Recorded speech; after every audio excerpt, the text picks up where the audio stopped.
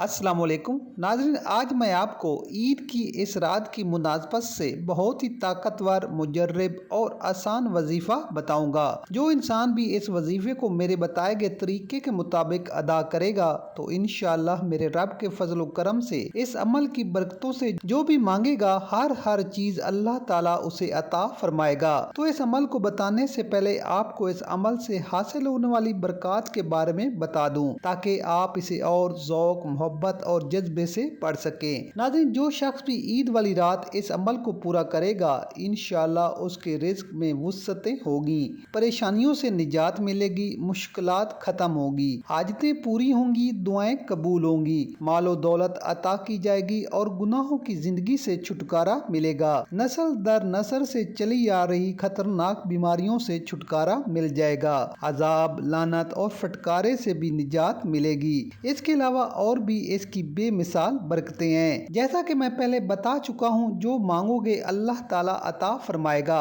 تو عمل کچھ اس طرح ہے کہ عید والی رات یعنی جس دن عید ہوگی اس سے پہلے والی جو رات ہوگی وہ عید کی رات کہلاتی ہے۔ ایسا نہیں کہ عید کے فرائض ادا کرنے کے بعد جو رات آئے اس کو آپ عید رات سمجھیں۔ تو عید کے دن سے پہلے آنے والی رات کو 2 رکعت نفل ادا کر لیں، جیسے نارمل نفل ادا کرتے ہیں اسی طرح ادا کریں۔